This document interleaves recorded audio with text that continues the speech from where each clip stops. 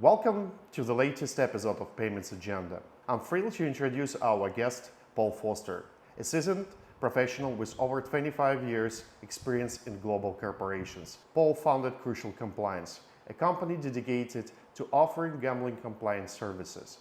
This venture assists in navigating regulatory challenges and charting a course towards sustainable business success. It's worth highlighting that Paul served as the CEO of the Gibraltar Betting and Gambling Association for more than 5 years. Join us as we delve into a conversation about the ever-evolving landscape of payments and regulation with insightful Paul Foster. As the landscape of gambling licenses constantly evolves, what are some key challenges and complexities that operators face?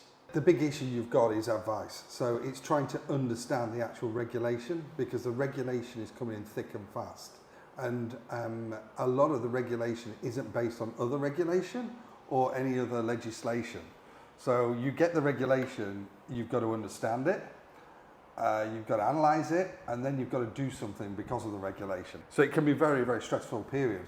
And operators just generally do not have that experience with regulation, because unlike the financial services sector or insurance that are very used to regulation, in gaming it's still a new phenomenon. So the key thing is understanding in it, translating it into operational terms, and then actually trying to put the processes, policies, or in some cases system changes that you've got to do. So, you know, all of the areas around that change that you have to do is the big problem. It's change management. As the industry shifts, what trends do you see emerging regarding licenses, regulations, and compliance efforts for online gambling operators? I think you've got two main trends. One is that as areas regulate, the large companies get bigger because the cost of regulation is very high. That's not just paying the taxes or applying for your license, it's the cost of ongoing regulatory compliance. It can massively affect, in the UK and Germany, how much money you can make, for instance. The Spanish decree is just coming in Spain next month, and it limits, 18 to 24-year-olds how much they can spend.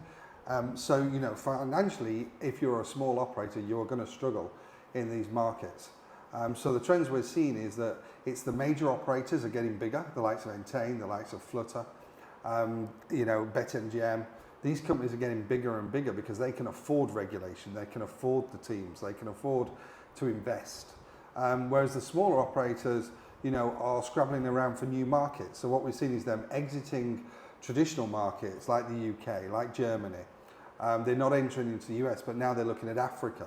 They're looking at Latin America. So, the innovative smaller companies are definitely moving away from the regulated markets towards the to-be regulated markets. And the bigger operators are moving into every regulated market. Because that's where they want to be. So there's a real distinct group forming now of those who want to be in regulated markets, those who are in to be regulated markets. The US is a classic example because there's 5 or 6 big players in the US, and one by one all of the new entrants who tried to break in have gone. Barstool Sports shut down, there's some big brands, Fox Sports shut down, and these are big brands that just didn't make it. So in heavily regulated markets, you're either one of the big 5 or you're not in, unless you have an innovative product that is different to everybody else. A conference in New York not long ago, and there was a presentation by venture capitalists, and they were saying we were investing in all gaming companies that were coming to the US. Now we will only invest in innovative startups. And they were literally saying the days of funding you to enter new regulated markets are gone, because you can't get a return, you won't get in there. Unless you have an innovative product. So they will only back people with innovative products. And as you know, those are few and far between. So a real shift in the landscape, which will deter new entrants, because if they can't raise funds, they can't come in. So you've either got to go into a to-be regulated market and make some money, and then reinvest that in a regulated market, or you've got to be big. If you look at the current trends and where they're going, we're going to those operators who will stay in regulated markets unregulated, in the grey markets. They'll find an excuse and stay in there for as long as they can until they get shut down. And to be honest, I see that continuing because it is very difficult for governments to close down non-regulated operators. Because, as fast as you close down one domain name, they'll open another one. So if the companies are determined to operate without a license, I think that trend will continue. And you just look at the French market. I think it's some huge amount, over 50% of the market is unregulated operators. So that trend will continue. However, I do think that as companies get caught and companies get fined, then those willing to take the risk will reduce. So yeah. I don't see real major change in terms of there will be a grey market even in Europe or in the US. That will continue, but I think the number of operators in that space will reduce because the risk will grow and therefore the number of operators willing to do it will reduce. And it will be left to the kind of single-owned operations where nobody knows who the owner is and they're hidden behind a barrage of companies. So not the best examples. And I also think because of regulation, it is actually driving some people away from regulated countries and regulated companies. Because if you're in the UK or Germany or Netherlands or Spain soon, and you want to spend money and because of regulation they're not letting you, your only option is to go with a non-regulated operator who don't follow the rules. So the tighter the regulation, the more chance of the black market growing. So I don't see it growing much more than it is today, but what I do see is the number of operators there being less and each of those operators being bigger. Yeah, I also clearly see that the trend on the payment side is more and more difficult for, I would say, great businesses to be onboarded to European payment institution to get a relative payment option for their players or for the market. And at the same time, also some countries are already presenting, how to prevent more control over the payments. For instance, in Romania, there is if you run a payment company, you have to be licensed by the gambling authority as well. Yeah. If your company wishes to provide high-risk payments to gambling sites. Yes. And there are some more examples. And Malta, if I'm not mistaken, that this country presented a regulation for Bitcoin payments. Correct. Or yeah. like crypto in general. Yeah. So all crypto payment companies and gaming companies now have to be licensed. Yep. So, yeah, you're absolutely right. I think what we've seen is huge innovation in the payments industry, and a lot of it driven from the gambling sector and the needs of the gambling sector. And the crypto, the whole world of crypto and blockchain payments going forward will be huge, mainly because that does allow you to get around some of the rules today. So they are being used to help you facilitate it. But I mean, going forward, if there is no more payments innovation or it slows down, then grey market operators will have a big problem, because anti-money laundering regulation worldwide is increasing. In every country, they're getting very serious about it, not just with gambling companies, with all companies. So what I expect to see is that the payment providers will start having a lot of pressure put on them, and not just the operators they're providing to, and Romania's classic, where they've regulated them. So I see that trend continuing a lot. Heard from many of my clients is that they ask about a license in New Jersey, about the US market. Let's speak a little bit about US market. One of the issues with the US regulation is the same as European regulation. It's different in every state. So not only is the regulation different, but what you can have. So some states you can have betting. In some states you can only have betting on horses. In other states you can't have casino. In some you can have live casino, but you can't have other casino. So in each state, the actual products you can provide are very different. And then each state is regulating on their own kind of political driven agenda. So New Jersey is one of the best. It was one of the first to, in fact it was the first to regulate and for online. And they've got a really good framework there, and they're continuously evolving it. A lot of the other states just did a money grab, decided to regulate, or put in regulation which really hasn't been tested, that seems very easy to apply to, but if they ever clamp down, I think a lot of companies will get caught out. So the US is a difficult market to enter because it is every single state is different. And you go back to products. If you're a sportsbook operator, you can make a lot of money in one state because you can offer everything, and in the next state you can just do horse racing. And in order to be betting on horse racing, you have to go to the ground to use your app because of geolocation. So And of course, you can't have a single wallet in the US because of the Wire Act, which has been there many years. So you can't do bets over borders. So you have geolocation. So yeah, it's a very difficult market to enter and do so profitable. Because I don't think ID is not enough, right? Pardon? ID is not enough. No. So geolocation. You need ID, you need geolocation. Depending on which state, you then need your payment processing to be compliant. Mm-hmm. So you need a compliant payment processor. Your affiliates have to be licensed in some states. So your marketing is licensed in some states. So yeah, it's quite complex just for you to actually gamble yourself. But for a company to operate, it's hugely complex. And they need to understand the rules. Now, in the US, fortunately, there's a lot of companies helping people, but they are expensive. Yeah, true, absolutely. Yeah, and there are companies that have set up around the US that are now going around the world who are basically, creating software where you can go and say, right, I want to enter the New Jersey market and apply for a license. What are the requirements? And it will give you a whole list of requirements. And then you go, what operationally do I have to do? What technically do I have to do? And these systems are out there. They're quite expensive to buy, but you can subscribe to them. And there's 3 or 4 companies that have grown very rapidly doing this. And these companies are now gone outside the US. They've gone to Europe. So, if you want a Malta license, again, you rent you subscribe to their system and it will give you all the details of the Malta license. And you can even do applications through them. So some of them are now linked into the regulators. So it gives you a checklist, you fill it all in, and then you press send and it will go straight to the regulator or the licensing authority. So technology has definitely moved on to help people. But of course, there's a cost.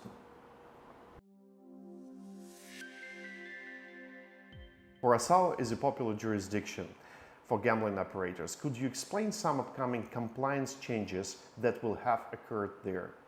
The irony is they haven't exactly told everybody what they are in detail. So we're waiting with bated breath. But what we do know is that historically there were 6 main licensees in Curacao, and each one of those was allowed a number of sub-licensees. And so what we've had is we've had a huge number of operators operating on as a sub-licensee, and the regulator didn't know who they were. All they knew really was who the 6 main licensees are, but not who the sub-licensees are. So all licenses get cancelled and everybody has to reapply for a license. We already know there's going to be a lot more stringent anti-money laundering regulation, a lot more stringent regulation around who owns them, UBO registers, ultimate beneficial owner registers, so they understand who do. So, and from a regulatory point of view, it will become a lot tighter because why else do it if they're not? But there are a large number of operators in Curacao who have made a lot of good money. And those who I would say are the most progressive have already started moving into Europe, to the likes of Isle of Man, to Malta, and getting licenses, secondary licenses than Curacao. I know here in Gibraltar we've struggled to license anybody from Curacao at the moment because they're coming over without the kind of maturity that the Gibraltar government likes. So I think it'll be a challenge. A lot of companies will probably cease to exist because they'll just give up. They've made their money, they'll leave. I think a lot of the brands will be up for sale.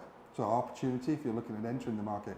But yeah, you're going to have to get a full new Curacao license, and we're still not sure about the full requirements. Okay, and what about taxes? Well, to pay for this, they're going to have to put some taxation in there. I think there'll be 2 things. Number one, they're going to have to create some form of enforcement of regulation because the whole thing from grey listing globally is that you have to enforce, so they're going to have to create some form of enforcement. I don't expect UK style kind of, size of fines, but I think there will be that.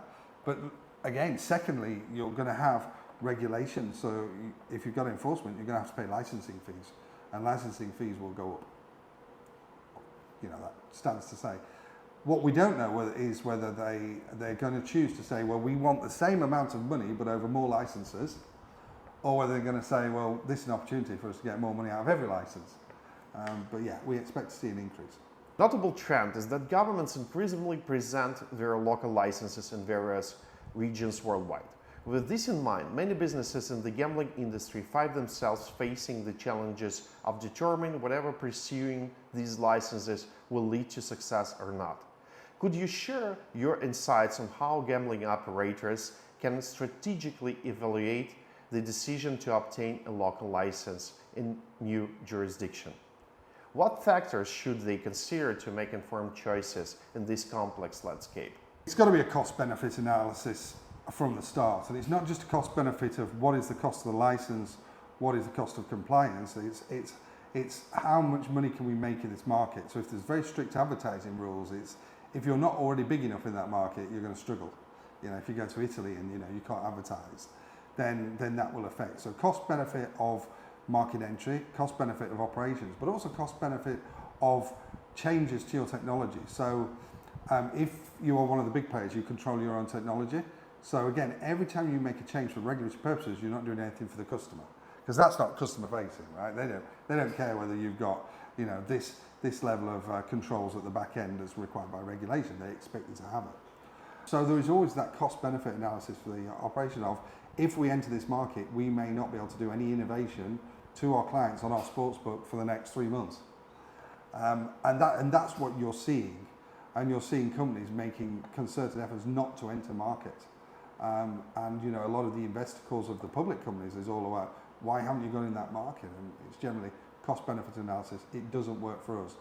And even when you decide to go in, you've then got to look at what your brand is. Does your brand actually fit that market? Because in the past, you could just enter a market, and if it didn't work, leave. You've not really invested a lot. But here, they're now having to look at creating local brands. So either local partnerships, in Germany, with Bild newspaper, Victor Chandler, Bet Victor went and did a deal with them. So, that's happening around. So you either need a local partner to create a local brand, or you have to spend the money on a brand. So it isn't straightforward. Here's the cost of entry. That's all we need. Here's the cost of entry. Here's the cost of change. Here's the impact on the business of the change. And then, do we need to create a new brand? Because your brand may not work in that. And the days of just having a single brand and going around the world are long gone. It's all about localization. If you wish to run a global business, or at least in Europe and the US, or North America in general, let's say about US and Canada. So you have like 60 different regulation frameworks, different things, and don't forget about cross-border payments. Don't forget about local rules and so on. What to do? The key thing you need is technology to help you, because you cannot manage that many markets. I think when I was at GVC, I had 27 licenses across 120 markets, and you can't manage it. I had a team of over 200 people, and we still couldn't manage it. So if you want to be an international operator, you have to look to technology. You have to look to the kind of technology that we've talked about, which tells you what the regulations are. You have to look at technology that can actually run automated tests on your system for compliance. The days of ringing up somebody to come in and test a certain bit of compliance, like geolocation, that doesn't happen anymore, because you've got 60 licenses. You can't do it per one. So it's all about technology, and there is the fintech space in gaming is huge. We at Crucial Compliance, so in it we were one of the first three people into the space, and our technology solution, it has evolved very quickly, because our clients are getting bigger and they want a more encompassing solution that they can use all around the world. So if we build a solution for the UK, we have to also build a solution for Germany, we have to build a solution for the US, and it can look quite different. So technology is the only way forward, because you just can't keep adding heads, because there aren't that many compliance people who understand gaming in the world to cover everything. So you have to use technology. And thankfully there are third parties now who are building that technology. There is a lot of investment. We see venture capitals funding startups in this space. And I think over the next 2 to 3 years, the real growth in gaming, if anybody wanted to make investment, should be in the fintech space. So it's the financial technology, the gambling financial technology. What is it? How's it going to help? And how's it going to be implemented? So there is a big opportunity there, and everybody needs it. With technology advancements like blockchain, face recognition, and AI, how do you see regulations adapting to keep pace with these innovations? So there's generally regulation away from gambling around most of these areas. So, you look at face recognition, it's under data protection, really, GDPR in Europe, or General Data Protection Acts in most countries, because you're taking images and you're using them. So, you know, you have to get consent to use it, you know, consent to store it, what is it being used for, it can only be used for that. So there is existing regulation. When it comes to gambling and gaming, I think the regulators are struggling to understand it because these are very specific bits of technology used generally elsewhere in the world. And, you know, if we have face recognition, for instance, in shops or casinos, so that when you walk in, they can see if you're self-excluded or you're banned, then, you know, that's a good thing for regulation. But what happens if they then use it to spot VIP players? What happens if that data is misused? So from a regulatory point of view, and I've talked to regulators about this, they struggle. You know, AI has been awesome for responsible gaming. You know, one of the first uses of AI after VIPs was in responsible gaming. You know, we all run AI models. All of the companies in this space use AI, and we have been doing it for 4 or 5 years. So we adopted the technology. So now regulators are looking at AI going, oh, well, what are you using it for? How's this going? But it's already been embedded in player protection. So if it gets restricted for use for player upselling or anything like that, for dictating next best bet or something like that, it will affect the player protection element. So yeah, I think regulators are caught in a difficult place with the technology because they don't understand it and it's evolving very quickly. And you know, you look at the blockchain, you know, 2 years ago it was really difficult to put something on and off the blockchain. Now you can download an app that does it for you. You know, the world has moved on and regulators still see blockchain as part of crypto. Because if you think of Bitcoin, you've got the bit, which is the data, which is the chain, and then you've got the coin, which is the crypto. And people don't realize that, you know, the blockchain isn't crypto. The blockchain is what crypto is built on. And the blockchain has lots of other uses.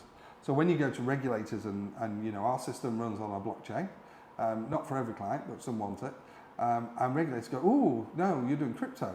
We go, no, we're using it as a utility application on the back end, as a distributed ledger, and they're very confused. So, you know, I think it's a good opportunity for the companies. I think it is difficult for the regulators to understand.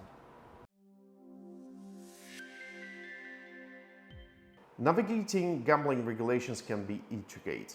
Could you share some effective strategies for businesses to understand and comply with these regulations while minimizes disruption? The key thing is you need the right advice. So you either have to bring that in from external sources, and you have to pick the right specialist in markets. You know, for instance, you know, just ourselves, somebody comes to us in some markets and we would say, we're not very good in that market, we can't really help you.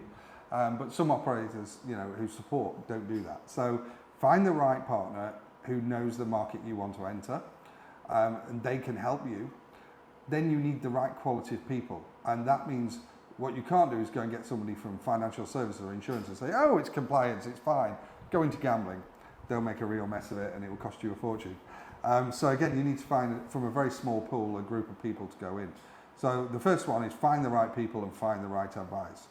Secondly is be realistic about your project plan. You cannot enter a new market and be up and running in 3 months.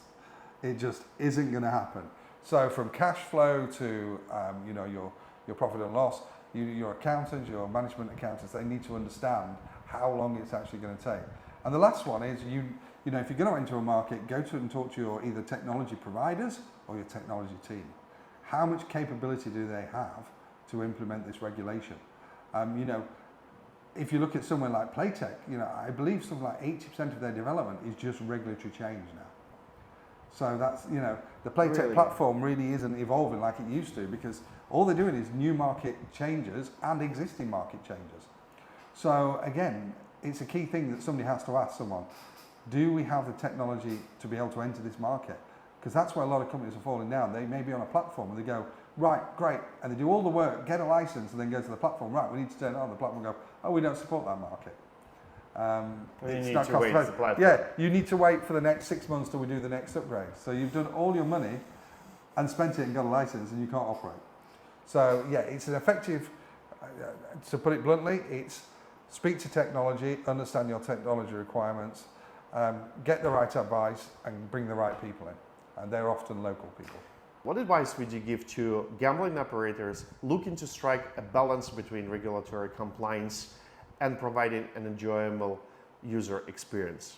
Sounds messy already with compliance. It does, and the reason is that because we weren't used to having compliance a lot in gaming companies, let's be honest, 10 years ago, I think I ran one of the only compliance departments in the industry at Bwin Party. We were way ahead of everyone else. So what's happened is you've got compliance people come in and they translate the regulation and then give it to technology and say, do that. And what has happened is it really has affected the player experience. There's been some awful UX experiences on, just using safer gambling tools, for instance, using timeouts or deposit limits. I mean, they were painful, self-exclusion, impossible to use, right? Because designed by a compliance person. What we're now seeing, thankfully, is that the compliance people are a lot more embedded to the business. And what they do is they draw up what they need and then they give it to the business who then implement it. So I think the user experience... The business finds a creative way to... They find a creative way to do it. And I've got to be honest, if you get those regulatory requirements right from a UX perspective, it will have less impact on your bottom line and also your players will have a better experience. So it's in the interest of compliance to make sure that it works within their platform to their customers. Because it's all about customer experience. If people don't have a good customer experience, they're not going to use the tools. So by law, you've got to have them. Nobody uses them. You just shot yourself in the foot.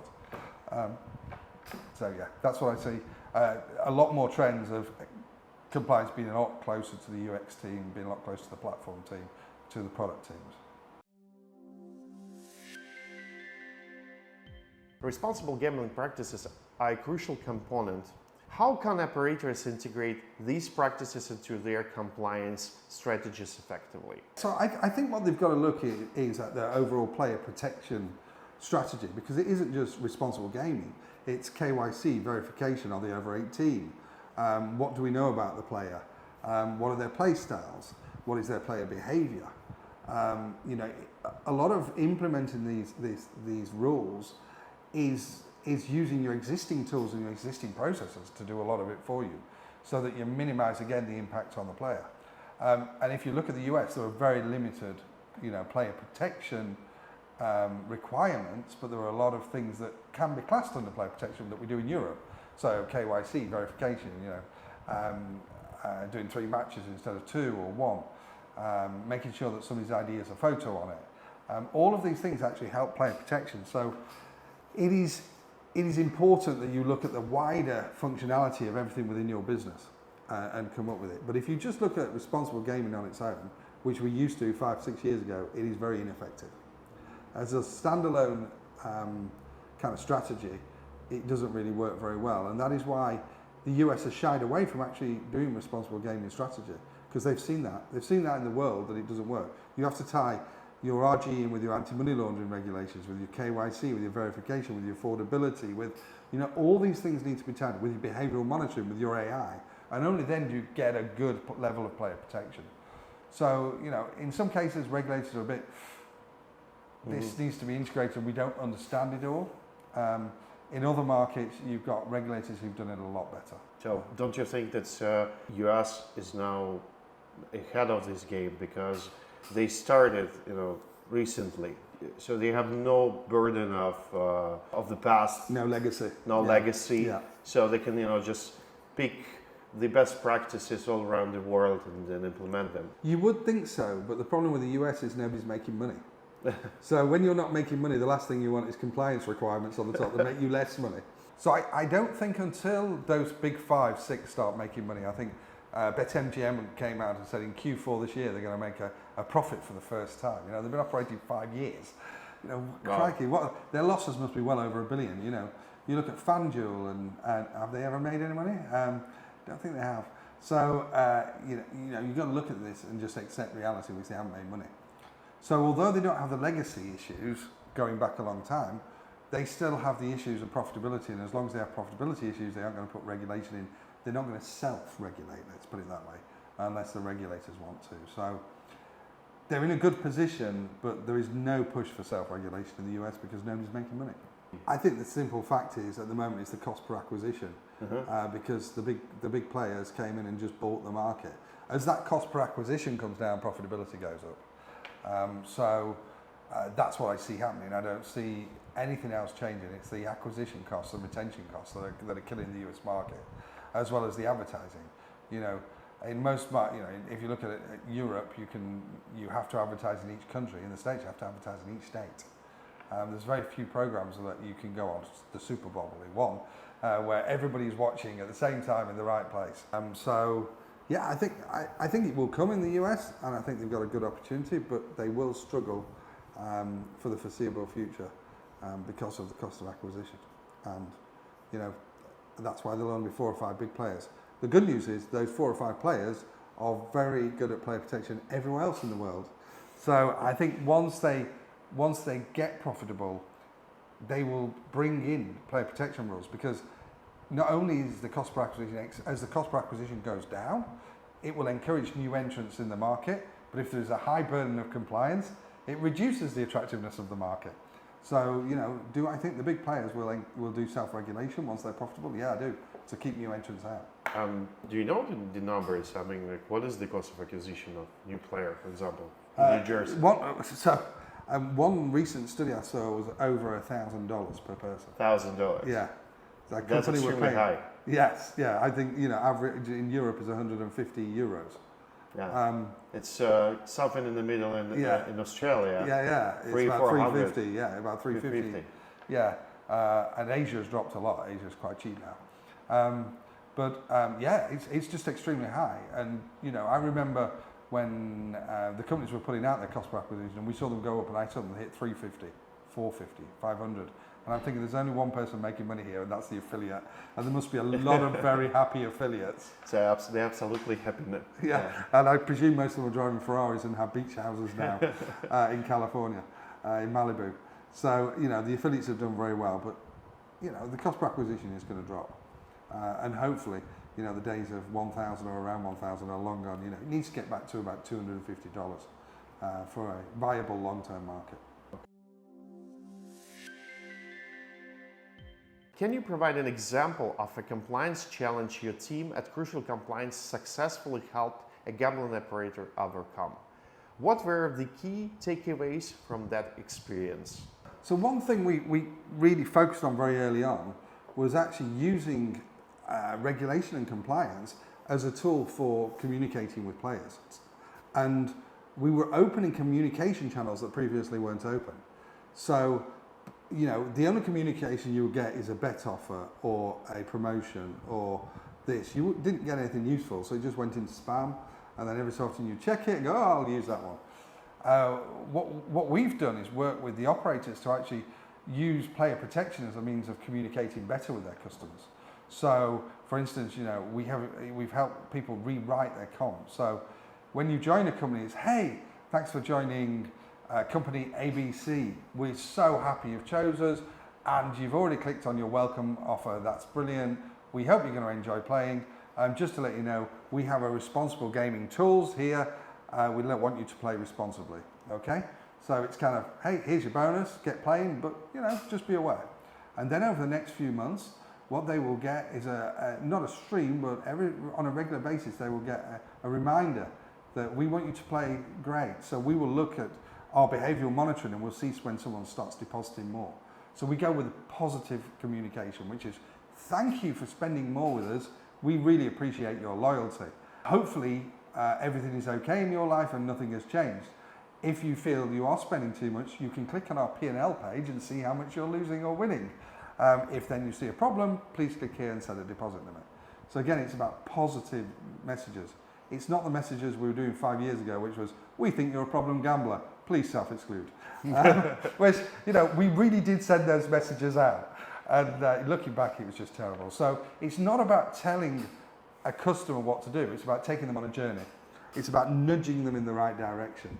And if you get that communication strategy right, and that's what we've been really successful with our clients on, not just the behavioural monitoring AI, because it's great. We know that they've changed their play behaviour. They're depositing more and they're playing more on blackjack. What do we do about that? Well, we don't know. Are they a problem gambler? Have they just got a bonus? Have they had a pay rise?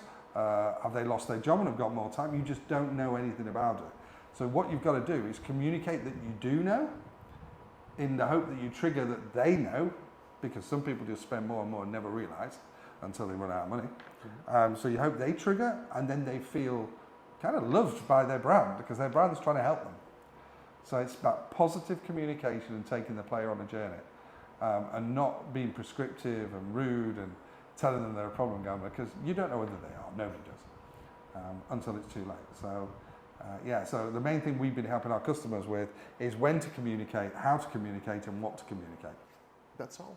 Thank you very much, Paul, for this insightful conversation, and I hope that we will have another conversation very soon, maybe after all this Curacao boom ended, and we will have some grounds to discuss what was at the end. That's right, but thank you very much. I've really enjoyed it. It's been a pleasure. Thank you very much. Thanks a lot.